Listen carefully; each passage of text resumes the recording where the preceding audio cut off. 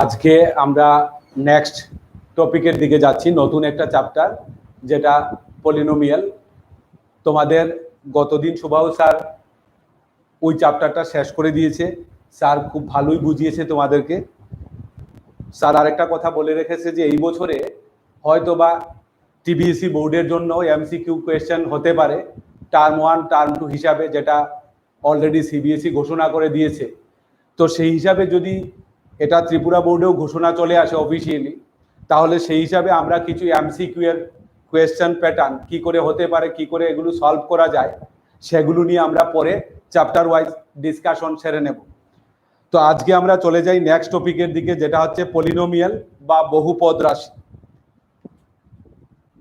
এই বহুপদ রাশির মধ্যে আমাদের যে বিষয়গুলো জানতে হবে সেটা হচ্ছে, একটা বহুপদ রাশি আমরা ছোট ক্লাসে জেনেছিলাম যে a x to the power n plus b x to the power a not x to the power n, তারপরে a 1 x to the power n minus 1 plus a 2 x to the power n minus 2 plus dot dot dot plus আমরা গিয়ে ওখানে an এ থেমেছিলাম, an x to the power 0। এইটা হচ্ছে একটা standard form, আদর্শ আকারের পলিনোমিয়াল বা বহুপদ রাশি। এই বহুপদ রাশি আমাদের এখন কাজে লাগছে না, আমাদের লাগবে দ্বিঘাত বহুপদ রাশি, অর্থাৎ যার ঘাত আছে 2 পর্যন্ত। তাহলে সেই ক্ষেত্রে আমাদের যে স্ট্যান্ডার্ড ফর্ম হবে, স্ট্যান্ডার্ড আকার হবে, আদর্শ আকার হবে, সেটা হচ্ছে ax square plus bx plus c। এটা হচ্ছে একটা দ্বিঘাত বহুপদ রাশি। এটা দ্বিঘাত বহুপদ রাশি তখনই হবে যখন a নট ইকুয়াল টু 0 হবে, যখন a নট ইকুয়াল টু 0 হবে। কথাটা ভালো করে মনে রাখবে, এটা একটা অবজেক্টিভ কোয়েশ্চেন হতেই পারে, একটা শর্ট কোয়েশ্চেন হতেই পারে যে ax square plus bx plus c কখন একটি দ্বিঘাত বহুপদ রাশি হবে, যখন a not equal to 0। b থাকলো কিনা, c থাকলো কিনা, সেটা আমাদের কাছে কোনো বিচার্য বিষয় না। তাহলে এইভাবেই আমরা জেনে নিলাম যে একটা দ্বিঘাত বহুপদ রাশি যাকে আমরা ax square plus bx plus c এই আদর্শ আকারে লিখতে পারি। এবার এই আদর্শ আকারে লিখার পরে এটাকে আমরা একটা নামও দিতে পারি অনেক সময়, যেমন ধরো আমরা গত বছর করেছিলাম, যেমন এটাকে আমরা p অফ x বা f অফ x এরকম নাম দিয়েও তাকে আমরা আইডেন্টিফাই করতে পারি, অর্থাৎ পরিচিতি দিতে পারি। এবার প্রথম একটা টপিক আমাদের কাছে আছে, তো আমি এই জায়গাটা ইংলিশের জন্য বুঝিয়ে দিই। In our previous classes you have seen a polynomial in standard form is a1 x to the power n plus a2 x to the power n minus 1 plus a3 x to the power n minus 2 plus dot dot dot plus an x to the power 0. In this way, the general form of polynomial you have studied in the previous classes. In this class, we will not study like that type of polynomial. We will read only about quadratic polynomials. What is quadratic polynomial? That is, only the power of variable will be greatest power of the variable in the polynomial will be 2.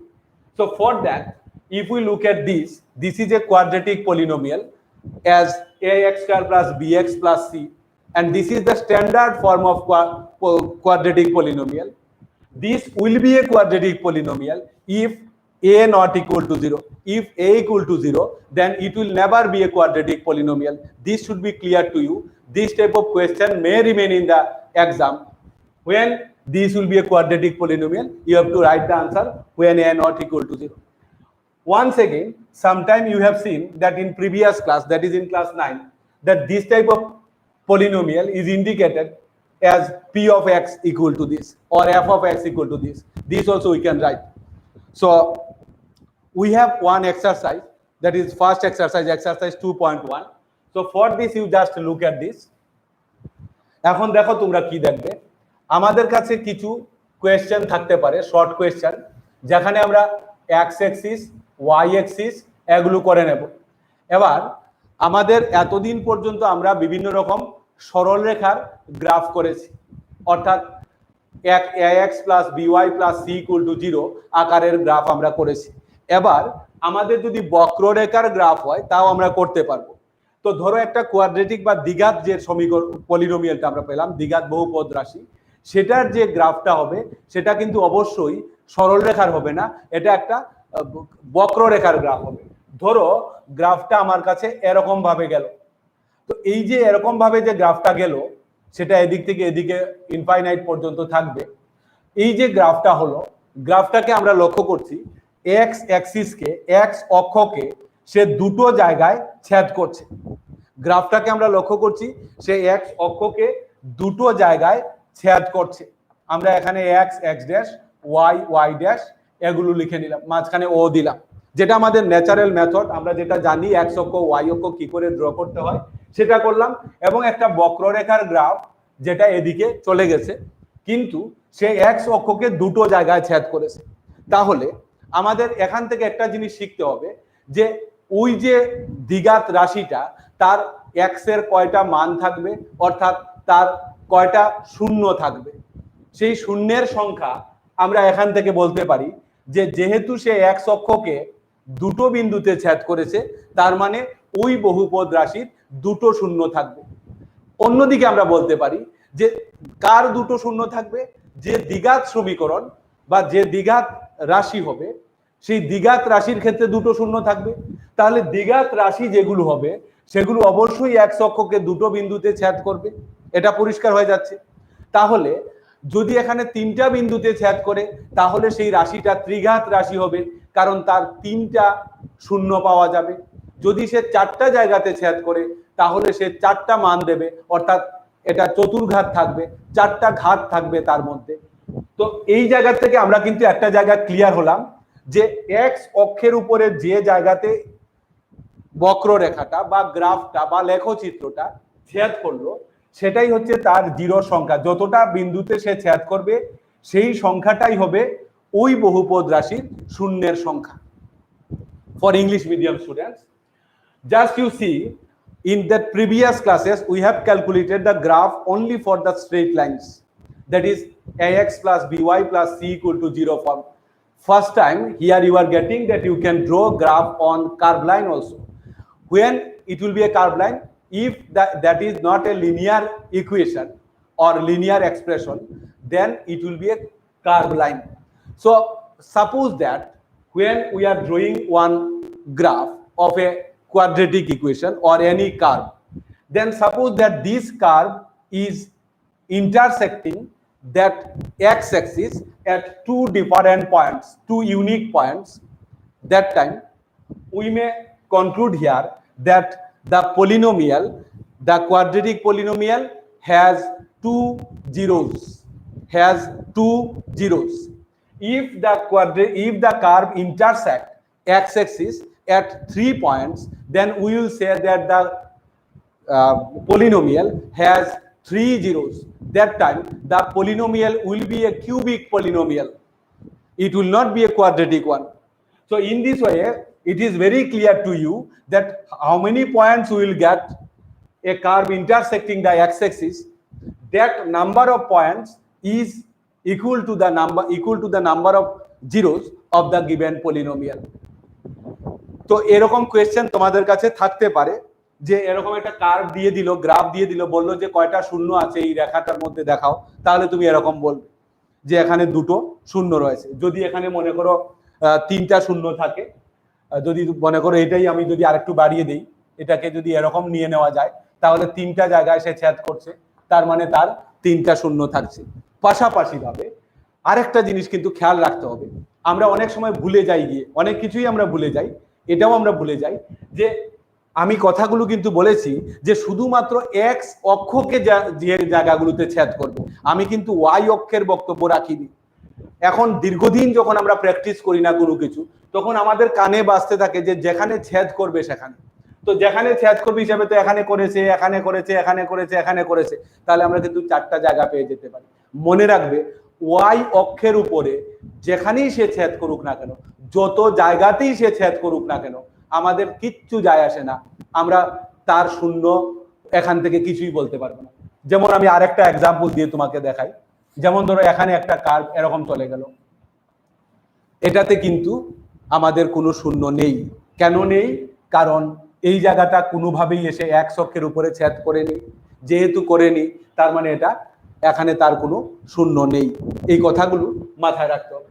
তো বিষয়টা হচ্ছে আমাদের Y এক্সিসের কোনখানে কাটলো সেটা কোনোভাবেই কোনো factor না, এক্স অ্যাক্সিসকে কত জায়গায় সে ছেদ করলো, এক্স অক্ষকে ছেদ করলো সেটাই দেখতে হবে।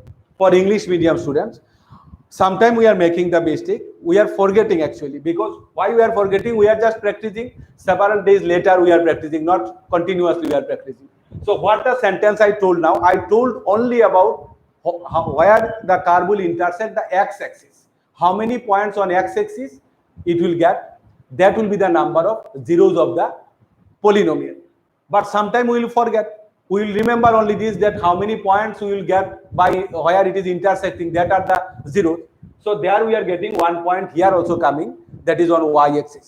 But if you write that here 4 points are there and 4 zeros of the polynomial, then it will be 100% wrong. Because of that, in y-axis where it is cutted, that point, it is not the matter of consideration. We will not consider this point. We will have to consider only the point where it intersects the x-axis.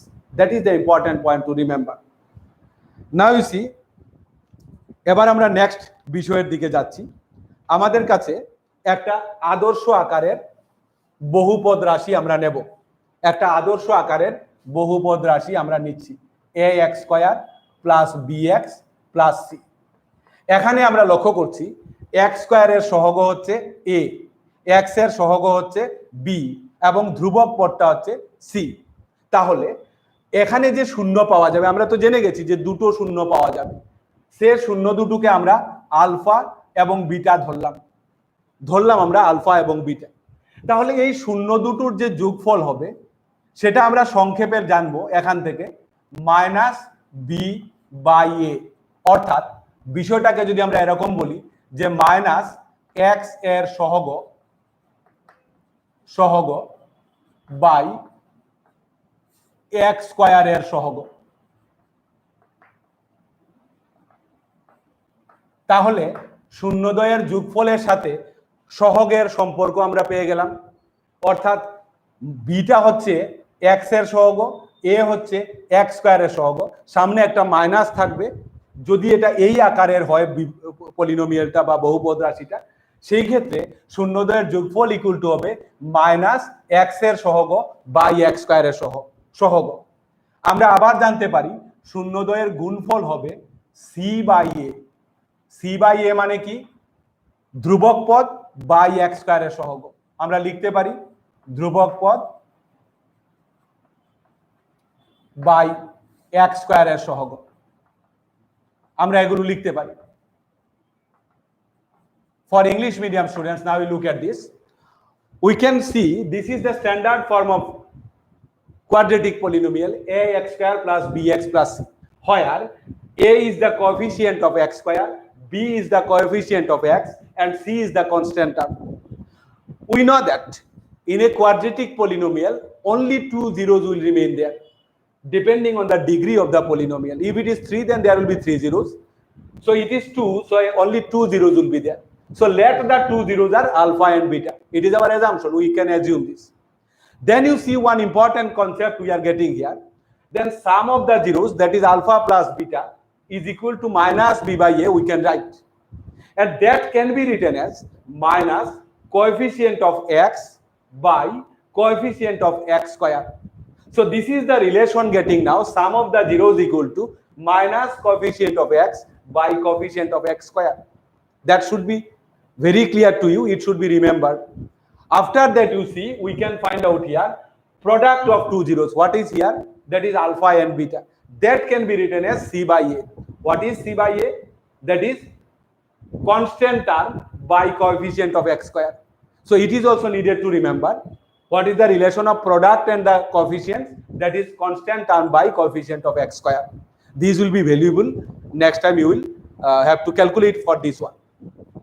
তো এবার দেখো আমরা এর পরের যে টপিকটা আছে, যে বিষয়টা আছে সেটার দিকে যাই। আরেকটা বিষয় আলোচনা করেই আমরা এক্সারসাইজে ঢুকে যাব। তো সেখানে আমাদের কাছে কি বলা আছে যে ধরো একটা কোয়াড্রেটিক পলিনোমিয়ালের দুটো জিরো আলফা এবং বিটা দেওয়া আছে একটা কোয়াড্রেটিক পলিনোমিয়ালের দুটো জিরো দেওয়া আছে, আলফা এবং বিটা, কোনো কোয়াড্রেটিক পলিনোমিয়াল দেওয়া নেই। তোমাকে বলছে যে কোয়াড্রেটিক পলিনোমিয়ালটা বের করো, তো সেই সময়ে তুমি করবেটা কি? সেটার সময় তুমি করবে রিকোয়ার্ড কোয়াড্রেট নির্ণয় দ্বিঘাত সমীকরণটি হলো, দ্বিঘাত বহুপদ রাশিটি হলো, নির্ণয় দ্বিঘাত বহুপদ রাশিটি হলো এক্স স্কয়ার মাইনাস বীজদ্বয়ের যোগফল ইন্টু এক্স, বীজদ্বয়ের যোগফল মানে alpha plus beta into X plus বীজদ্বয়ের গুণফল, বীজদ্বয় না এখানে শূন্যদ্বয়, বীজ কথাটা আমরা পরে ব্যবহার করবো এখন না, শূন্যদ্বয়ের যোগফল ইন্টু এক্স প্লাস শূন্যদ্বয়ের গুণফল। কি করলাম? একটা দ্বিঘাত বহুপদ রাশির দুটো শূন্য আলফা এবং বিটা দেওয়া আছে, দ্বিঘাত বহুপদ রাশিটি হলো এক্স স্কয়ার মাইনাস শূন্যদ্বয়ের যোগফল ইন্টু এক্স প্লাস শূন্যদ্বয়ের গুণফল। এটাই আমাদের জানতে হবে। অর্থাৎ এই পদ্ধতিতেই দুটো শূন্য দেওয়া থাকলে আমরা তার রাশিটা নির্ণয় করতে পারি, দ্বিঘাত বহুপদ রাশিটা নির্ণয় করতে পারি। তো আমি এবার for English medium students you just see, if a quadratic polynomial has two zeros given, suppose that the two zeros are given as alpha and beta, there is no quadratic polynomial given. It is mentioned in the question that you have to find out the quadratic equation. How can you find out? That is the way you can remember it, that x square minus sum of zeros into x plus product of zeros, x square minus sum of zeros into x plus product of zeros. In this way you can find out any quadratic polynomial using the given two points, two values of zeros, two zeros. What will be given? On the basis of this you can find out this. If three zeros are also given, there is also another technique, but this is not covering the syllabus, that's why I'm not sharing this. It is given in your book, but this is not included in your present syllabus. You can read it for your understanding and you can get it. So let us come to now exercise 2.2. 2.1, one sum is short, you can do other sums what is given there. 2.1 exercise এর সবগুলো অঙ্ক তোমরা করে নিতে পারো, একটা অঙ্ক দেখিয়ে দিয়েছি, বাকি অঙ্কগুলো তোমরা করে নিতে পারো। এবার আমরা 2.2 অনুশীলনের দিকে যাচ্ছি। তো প্রথমে দেখো কি আছে, বলেছে এখানে আমি বাংলা ইংলিশ দুটো কোয়েশ্চেনই একসাথে পড়বো, তোমরা তোমাদের বইটাও হাতের কাছে রাখবে তাহলে সুবিধা হবে। তো এখানে দেখো, নিম্নলিখিত দ্বিঘাত বহুপদ রাশিমালার শূন্যগুলো নির্ণয় করো এবং শূন্য ও সহগের মধ্যে সম্পর্কের সত্যতা যাচাই করো। এবার দেখো ইংলিশে যেটা বলেছে, find the zeros of the following quadratic polynomial and verify the relationship between the zeros and the coefficients. তো এখানে যে কথাটা আমাদের কাছে প্রথমে আসে সেটা হচ্ছে x square minus 2x minus 8, এই রাশিমালাটা আমরা লিখে নিলাম। লিখার পরে আমরা ফ্যাক্টরাইজেশন করব, middle term factorisation. X square 1 into 8 মানে 8 হচ্ছে, 4 ইন্টু 2 মানে হচ্ছে 8, তাহলে মাইনাস 4 মাইনাস 2 আমরা লিখতে পারি, তারপরে এক্স মাইনাস 8। মিডল টার্ম অনেকের কাছে এখনো ক্লিয়ার হয় না। মিডল টার্মের ব্যাপার হচ্ছে এরকম করে স্ট্যান্ডার্ড আকারে সাজানো থাকবে দ্বিঘাত রাশিটা, লাস্টের যে ধ্রুবক পদ এবং এক্স স্কয়ারের যে সহগ তার গুণফল নির্ণয় করবে। এই গুণফলটাকে তুমি অন্যরকম ভাবে স্প্লিট করবে। এখানে যেমন গুণফলটা আমরা 8 ইন্টু 1 8 পেয়েছি, তাকে অন্যরকম ভাবে বিভাজন করলে আমরা পাই 4 ইন্টু 2 ইকুয়াল টু 8 হয়। আমরা 4 ইন্টু 2 ইকুয়াল টু 8 ভাবার পরে 4 আর 2 যদি আমরা বিয়োগ করে দেই তাহলে আমরা এই 2টা পেয়ে যাই। তাহলে এটাই হচ্ছে মিডল টার্ম ফ্যাক্টরাইজেশন, যে গুণফলটা এই দুটোর গুণফলটা এই দুটোর গুণফলের সমান হবে এবং যোগফল বা বিয়োগফল এই সংখ্যার সাথে সমান হবে। এটাই হচ্ছে মধ্যসহগ বিশ্লেষণ পদ্ধতি বা মিডল টার্ম ফ্যাক্টরাইজেশন। এবার দেখো আমরা তারপরে স্টেপে যাই, x square minus 4x plus 2x minus 8, সেখান থেকে আমরা ইকুয়াল টু দিয়ে এক্স কমন নিতে পারি প্রথম দুটো পার্টে, প্লাস দিয়ে 2 কমন নিতে পারি সেকেন্ড দুটো পার্টে। যেহেতু দুটো পার্টের মধ্যে একটা x মাইনাস 4 কমন পাওয়া যায় তাহলে সেটাকে আমরা কমন নেব, বাকি যা আছে সবগুলো আইটেম একটা ব্র্যাকেটের মধ্যে এসে যাবে। তাহলে আমরা দেখতে পেলাম যে ওই যে দ্বিঘাত বহুপদ রাশিটা আমাদের কাছে ছিল সেটাকে উৎপাদকে বিশ্লেষণ করলে আমরা দুটো রাশি পাচ্ছি, দুটো রাশির গুণফল হিসাবে পাচ্ছি আমরা রাশি। ওই রাশিমালাকে। তার মানে আমাদের এখানে ফ্যাক্টরাইজেশন বা উৎপাদকে বিশ্লেষণ করার কাজ কমপ্লিট হলো।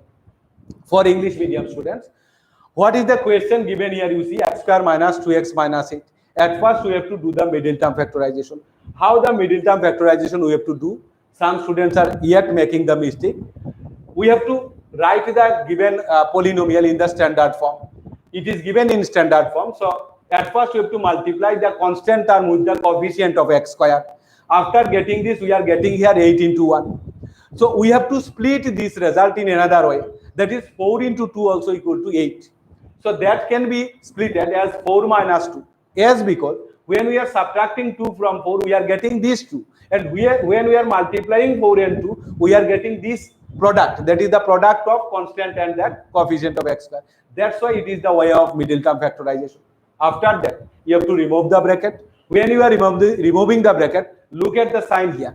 If it is negative, then all the sign inside the bracket will change. No need to remember like this. Minus will become plus, plus will become minus. In this way, if you remember, sometimes we are making the mistake. So you just remember this fact. If outside the bracket minus sign is given, then when we will remove the bracket, all the sign inside the bracket will change. What is plus given, that will be minus. What is minus given, that will be plus. That time no need to remember minus into minus what, plus into minus what. That is not required. If it is plus given, then there will be no change in the sign. So after getting this one, we are taking from first to x common and from second to another 2 common. After taking this one, we are as common, we are getting other terms in another bracket. So we are getting what? Here the 2 factors coming for this expression, for this polynomial. বাংলায় একটা কথা আমি বলতে ভুলে গেছি, যে আমাদের অনেক সময় এখানে এই যে সাইনটা আমরা অনেকেই খুব কনফিউজড হয়ে যাই, ভেতরের সাইনটা কি হবে, ব্র্যাকেট তুলেছি আমি কি করব। এটা একটা মেজর অংশের স্টুডেন্টের মধ্যে এই প্রবলেমগুলো থাকে। একটা সিম্পল সেন্টেন্সে মনে রাখবেন, খুব সহজ ভাষায়, ব্র্যাকেটের বাইরে যদি মাইনাস থাকে, ব্র্যাকেটটা তুলে দেওয়ার সময় সমস্ত চিহ্নগুলো ব্র্যাকেটের ভেতরের যারা আছে সমস্ত ধনাত্মক চিহ্ন ঋণাত্মক হয়ে যাবে, সমস্ত ঋণাত্মকগুলো ধনাত্মক হয়ে যাবে। তোমাকে minus into minus plus, plus into minus minus, এই কথাগুলো মনে রাখতে হবে না। ওগুলো মনে রাখার কারণেই আমাদের ভুলটা বেশি হয়। আমরা সোজা সাপটাভাবে জানবো যে ব্র্যাকেটের বাইরে মাইনাস আছে, এবার আমি ব্র্যাকেট তুলবো, তার মানে ব্র্যাকেটের ভেতরে যারা ছিল তাদের প্রত্যেকের সাইন চেঞ্জ হয়ে যাবে, প্লাস থেকে মাইনাস, মাইনাস থেকে প্লাস।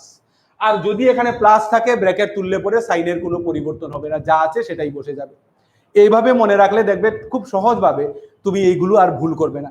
আমাদের ক্যালকুলেশনের ভুলের পেছনে কিন্তু এই সমস্ত ছোট ছোট বিষয়গুলো খুব বেশি প্রয়োজনীয়। আমরা কেন ভুল করি, এই কারণগুলোর জন্য ভুল করি।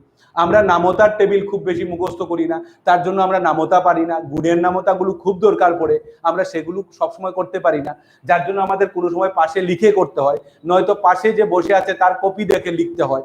ওগুলো করতে করতে আমরা অনেক সময় পিছিয়ে পড়ি, এবং যত দিন যায় আমরা যখনই অঙ্ক করতে গিয়ে পিছিয়ে পড়ি তখন হতাশ হয়ে যাই, আমার কাছে মনে হয় আমি তো আর অঙ্ক পারছি না। এইভাবেই তো আমরা পিছিয়ে পড়ি। তো এই যে ছোট ছোট টিপসগুলো যদি মনে রাখো, দেখবে বড় বড় বিভিন্ন ক্যালকুলেশন করতে গিয়ে তুমি খুব সহজভাবে করতে পারছো, কোনো ভুল হচ্ছে না।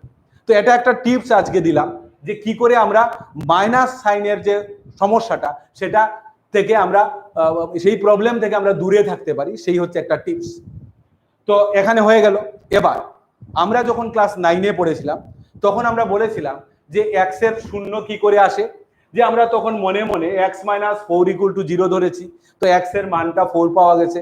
আবার এক্স প্লাস 2 ইকুয়াল টু আমরা 0 ধরেছি, তখন এক্স এর মানটা -2 এসছে। এই যে -2 এবং প্লাস 4 এসছে, এই দুটো মানই কিন্তু আমাদের কাছে এই বহুপদ রাশিটার শূন্য হিসাবে বলা হচ্ছে। এখানেও কিন্তু আমরা একই রকম ভাবে যাব, আমাদের তো শূন্য জানতে হবে। এবার লিখো, নিচে লিখো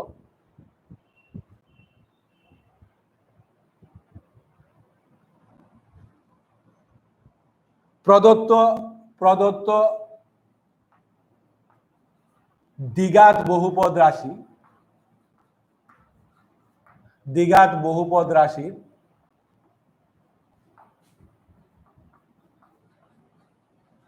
রাশির মান শূন্য হবে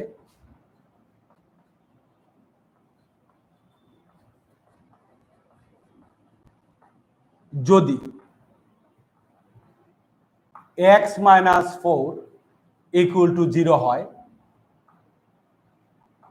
অথবা X plus two equal to zero হয়। দুটোই জিরো হয় আমরা বলিনি কিন্তু, কারণ দুটো জিরোর গুণফল কিন্তু কোনোদিন জিরো হয় না, সেটা নিয়ে তোমাদের তো আমি নয় আরেকদিন বলবো। দুটো জিরোর গুণফল কিন্তু কোনোদিন জিরো হচ্ছে না। একটা জিরো এবং একটা জিরো ছাড়া, একটা শূন্য এবং অন্যটা অশূন্য, তখনই তার গুণফলটা শূন্য হচ্ছে। এর জন্য আমরা এখানে বলেছি হয় এক্স মাইনাস ফোর জিরো হবে, নতুবা এক্স প্লাস টু জিরো হবে। আমি এবং বলিনি কিন্তু মাঝখানে, অর দিয়ে এক্স ইকুয়াল টু এখানে আমরা ফোর পাবো, এখানে অর আমরা পাবো, বা একবারে আমরা লিখে নিতে পারি, একবারে লিখে নিতে পারি এই কথাটা, অর্থাৎ এক্স ইকুয়াল টু ফোর অথবা মাইনাস টু হয়। দুইটার মধ্যে যে কোনো একটা হতে পারে, হয় সে ফোর হবে নয়তো সে মাইনাস টু হবে। এবার আমরা যে জিনিসটা আমরা এখান থেকে পাচ্ছি, এবার আমরা নিচে লিখবো, সুতরাং তোমরা লিখে নেবে কথাটা, সুতরাং প্রদত্ত বহুপদ রাশির দুটি শূন্য হলো ফোর এবং মাইনাস টু। সুতরাং প্রদত্ত বহুপদ রাশির দুটি শূন্য হলো ফোর এবং minus two. For English medium student, I am now sharing. In class 9, you have seen when we are finding out zeros of a polynomial, that time we assume that result is equal to orally either this equal to 0 or that equal to 0. When we assumed x minus 4 equal to 0, we found x equal to 4. When we assumed x plus 2 equal to 0, we found x equal to minus 2. Here also the same concept will be, we have to do, because we have to find the zeros of the polynomial. So we have to write what? The value of given polynomial, the value of the given polynomial will be 0. The value of the given polynomial will be 0 if x minus 4 equal to 0 or x plus 2 equal to 0. If x minus 4 equal to 0 or x plus 2 equal to 0. Should remember, both are not 0. If 0 into 0 coming, we cannot multiply them. So that will not be equal to 0. As such as 0 by 0 we cannot divide. As such as 0 into 0 we cannot multiply also. So either this will be 0 or that will be 0. Here it is not written x minus 4 equal to 0 and x plus 2 equal to 0, not written. It is not possible to write. It is possible to write either x minus 4 is 0 or x plus 2 is 0. That's why from here, that is we can write, that is x equal to 4 or x equal to minus 2. Below this you write a sentence, just I am telling. Therefore, zeros of the given polynomial are 4 and minus 2.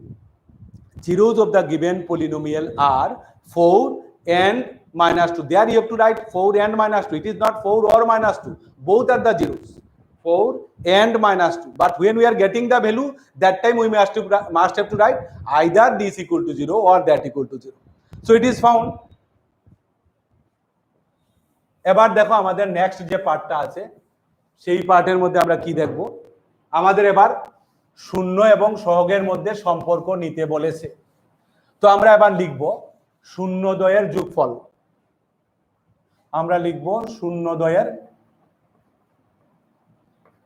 যোগফল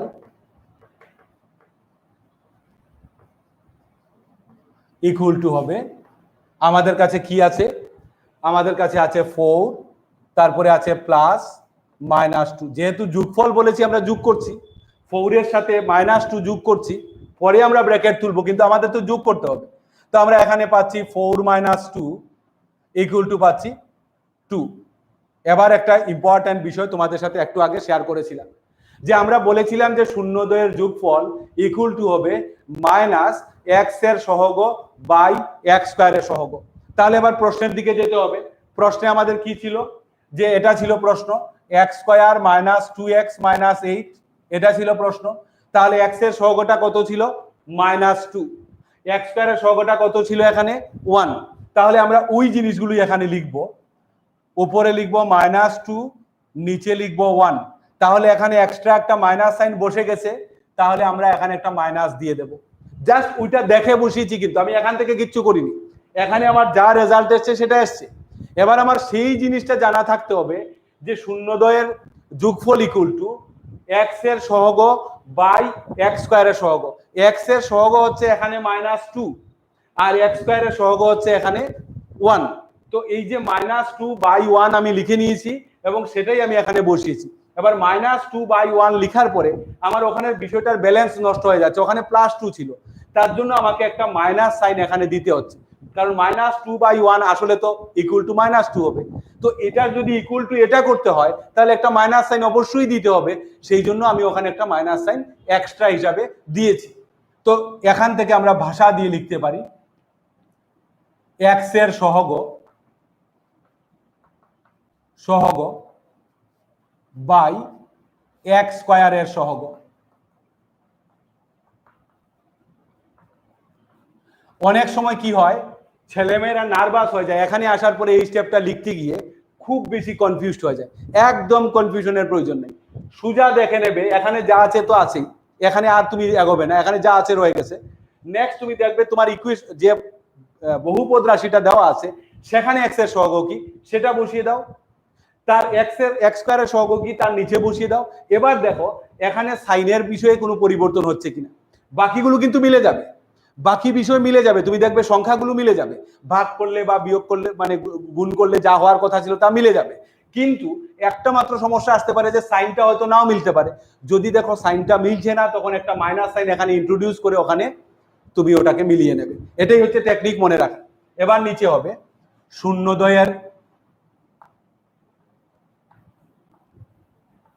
শূন্যদ্বয়ের গুণফল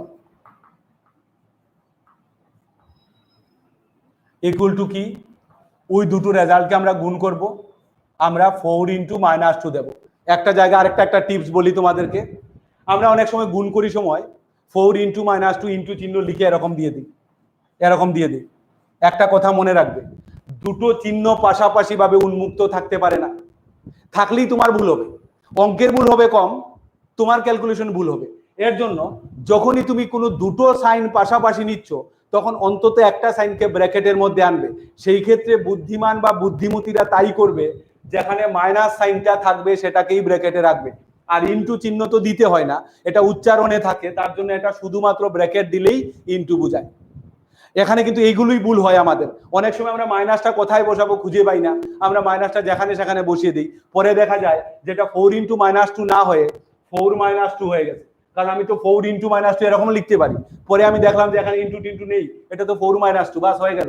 এরকম ঘটনা কিন্তু আমাদের প্রায়শই ঘটে থাকে। এটাও কিন্তু আরেকটা টিপস মনে রাখবে, দুটো তিনটা সাইন টার্মের মধ্যে আছে, প্রোডাক্ট হিসাবে গুণ হবে, তখন অবশ্যই ব্র্যাকেটে রাখবে, তাতে গিয়ে তোমার ভুলের পরিমাণটা বা ভুলের সম্ভাবনাটা প্রায় শূন্যের কোঠায় চলে যাবে। তো ইকুয়াল টু আমাদের কাছে -8 চলে আসছে। আমরা কি জানি, আমরা জানি এটা হবে ধ্রুবক পদ বা এক্স স্কয়ারের সহগ। তাহলে আমরা ওখানে কি পেয়েছি ওটা লিখে নেই, ওখানে পেয়েছি -8 আর ওখানে এক্স স্কয়ারের সহগ কি 1, জাস্ট ওইটা দেখে লিখবো, আমরা এখান থেকে কিছু লিখছি না। তাহলে ধ্রুবক পদ কি আছে -8, এক্স স্কয়ারের সহগ কি 1। এখানে দেখো মজার বিষয়, এটা ভাগ করলে কিন্তু আমি আবার এটাই পেয়ে যাচ্ছি, তার মানে এখানে কোনো মাইনাস সাইন বা আর কিছু দিতে হলো না, তার মানে বিষয়টা ক্লিয়ার। আমি ওখান থেকে যা পাবো সেটাই এখানে এসে লিখে নেব এবং ওটা লিখার পরে দেখবো আমাকে কোনো সাইন আলাদাভাবে ব্যবহার করতে হচ্ছে কিনা, শুধুমাত্র সাইনই ব্যবহার করতে হতে পারে, আর কিছু না। তো ইকুয়াল টু দিয়ে আমার একটা লাস্ট লাইন হবে, যেটা হবে ধ্রুবক পদ বাই এক্স স্কয়ারের সহগ। Now for the students of English medium, you just see we have to find out now sum of zeros. So sum of zeros equal to 4 plus -2. Here you see two sign are coming, one is we have to add, question is here it is mentioned that sum of the zeros, that means we have to add them, that's why 4 plus is written there, and there is a -2, that's why it is kept inside a bracket. We cannot keep two sign together open, that's why one sign is kept inside the bracket, and that is why 4 plus -2 is written, and then it is remove the bracket. I told earlier that when we will remove the bracket, then if there is plus sign, then when we will remove the bracket, then what is inside the bracket, that sign will come. There will be no change in the sign in the bracket. So that's why it is 4 minus 2. Ultimately, it is coming as 2. After getting this, you have to look at this one. What is given in the question? That is x square minus 2x minus 8 is the polynomial. And what is the condition of sum of the zeros? It was discussed that it is equal to coefficient of x square, coefficient of x by coefficient of x square. It is coefficient of x by coefficient of x square. So what is written here? Coefficient of x is minus 2, that is written here. What is coefficient of x square? That is 1, that is written here. Now you see, when it is written, it is coming as minus 2 by 1, that means it is equal to minus 2. So there is only 2. So we have to introduce another minus sign. Then if we multiply, it will become plus 2. So nothing is written incorrect here, and now it is completed.